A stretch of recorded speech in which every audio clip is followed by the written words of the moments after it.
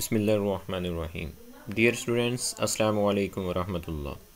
آج مطالعہ پاکستان کے چیپٹر نمبر 6 کا لیکچر نمبر 3 ہے، پاکستانی ثقافت کی نمایاں خصوصیات۔ تو اس میں سب سے پہلے تو ہم نے ثقافت کے بارے میں جاننا ہے کہ ثقافت سے کیا مراد ہے۔ تو اس کے بارے میں آئیے پڑھتے ہیں اور اس کے مفہوم کو اور معنی کو، تعریف کو دیکھتے ہیں۔ کسی قوم یا انسانی گروہ کی تہذیب کے اعلیٰ مظاہر جو اس کے مذہب کے نظام اخلاق، علم و ادب اور فنون میں نظر آتے ہیں، ثقافت کہلاتی ہے۔ یعنی اس میں 3 چیزیں ہیں: نظام اخلاق، علم و ادب اور فنون۔ اس کے بعد اس کے مفہوم کی طرف بڑھتے ہیں۔ ثقافت کے لغوی معنی کسی شے یا ذہنی و جسمانی نشوونما اور اصلاح کرنا ہے۔ ایڈورڈ ٹائلر کے بقول ثقافت کا تعلق ہر قسم کے علوم و فنون، عقائد و قوانین اور رسم و رواج سے ہے۔ یہ انسانوں کے افکار و اعمال سے بھی متعلق ہوتی ہے۔ اس کی نمایاں خصوصیات درج ذیل ہیں۔ پاکستانی ثقافت پر اسلام کی واضح چھاپ ہے۔ آج کے پاکستانیوں کی طرز زندگی، رہن سہن، خوراک، لباس، رجحانات اور دیگر پہلو گزشتہ ہزاروں سال کے اثرات قبول کر کے دکھائی دیتے ہیں۔ پاکستانی ثقافت کی نمایاں خصوصیات درج ذیل ہیں۔ اس میں جو پہلا پوائنٹ ہے وہ ہے مخلوط ثقافت۔ اس کا مفہوم یہ ہے کہ مخلوط سے مراد ہے ملی جلی ثقافت۔ پاکستانی علاقوں میں آ کر بسنے والے لوگ دنیا کے مختلف علاقوں سے آئے۔ ان میں ایرانی، وسطی ایشیائی، تورانی، عربی، یونانی، عراقی اور یورپی شامل تھے۔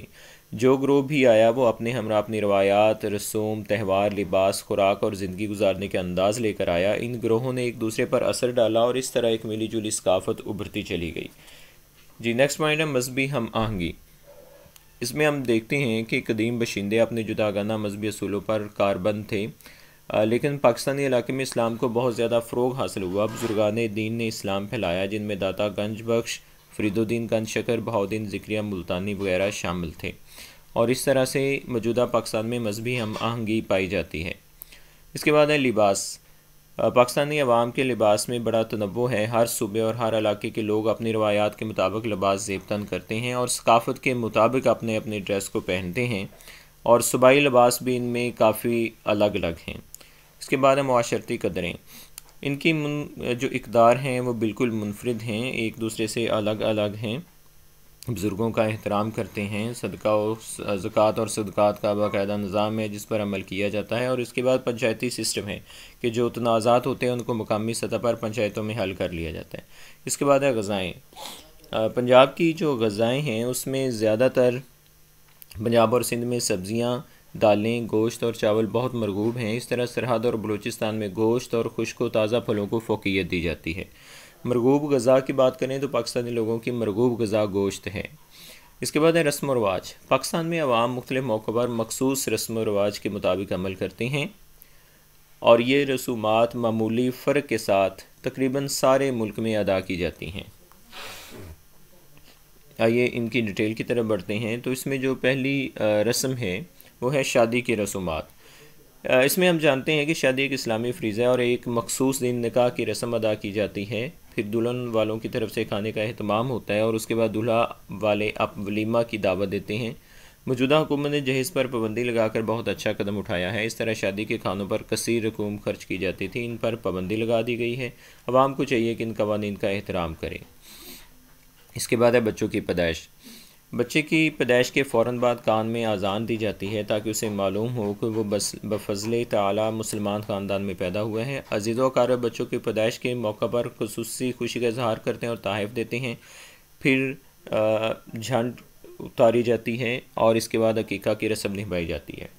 اموات کی درج ذیل رسومات ہیں کہ جب کوئی شخص فوت ہو جاتا ہے تو میت کو غسل دیا جاتا ہے، اس کو کفن پہنایا جاتا ہے، اس کا نماز جنازہ ادا کیا جاتا ہے، پھر قبرستان میں دفن کیا جاتا ہے۔ اقلیتوں کے حقوق الگ ہیں، وہ اپنے مذہب کے مطابق رسومات انجام دیتے ہیں۔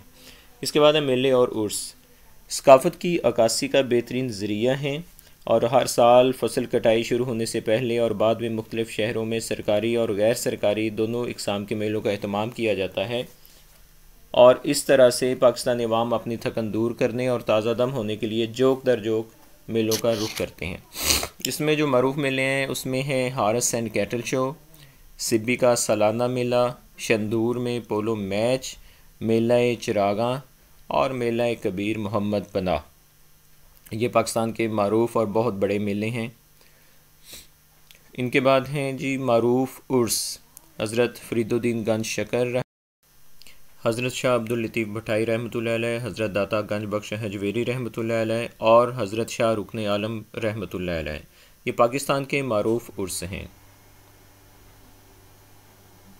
اس کے بعد ہے کھیل۔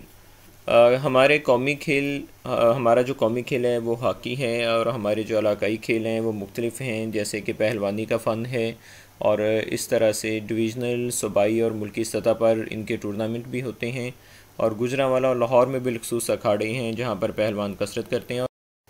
جی اسٹوڈنٹس، اس کے بعد مختلف فنون ہیں جس میں فن تعمیر ہے، دستکاریاں ہیں، مصوری اور خطاطی ہے، اور یہ بہت ہی اہم ترین فنون جانے جاتے ہیں۔ تو آئیے ان کی ڈیٹیل کی طرف بڑھتے ہیں۔ تو سب سے پہلے فن تعمیر۔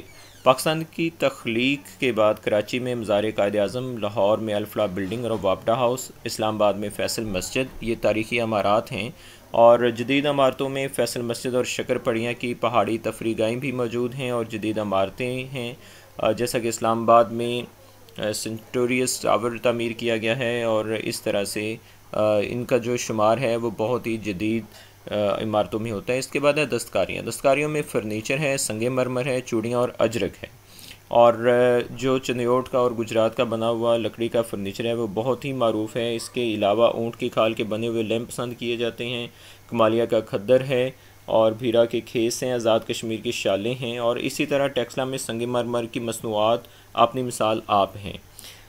چوڑیاں، اجرک اور بلاک پرنٹنگ کے لیے حیدرآباد، مشہور کھیلوں کے سامان اور سرجیکل آلات کے لیے سیالکوٹ، اور چھریوں کانٹوں کے لیے وزیر آباد بہت مشہور ہے۔ اس کے بعد ہے مصوری اور خطاطی۔ پاکستان میں مصوری کا فن بہت بڑا اور منفرد شناخت بن چکا ہے۔ کلاسیکل اور جدید مصوری کے انتہائی عمدہ نمونے اہل ذوق سے بے پناہ داد وصول کرتے ہوئے دکھائی دیتے ہیں، اور اس طرح پاکستان کے نامور خطاطوں نے بے مثال شاہکار تخلیق کیے ہیں۔ تاج الدین زرعی، سید نفیس الحسینی، نفیس رقم، عبد المجید پروین رقم، یوسف صدیدی اور صوفی عبد الرشید لاہوری وغیرہ جیسے نامور خطاطوں کے فن پارے اس حوالے سے بطور مثال پیش کیے جا سکتے ہیں، اور اسی طرح سے شاکر علی، صادقین، اسلم کمال اور کئی دوسرے مصوروں نے مصوری کے فن کو بام عروج تک پہنچایا ہے۔ ان مصوروں نے خطاطی کے فن پاروں پر بھی تخلیق کی ہے، اور مغل اور جدید زمانوں کے مصوری اور خطاطی کے فن پارے لاہور کے عجائب گھر اور شاہی قلعے میں دیکھے جا سکتے ہیں۔ اس کے بعد ہے تہوار۔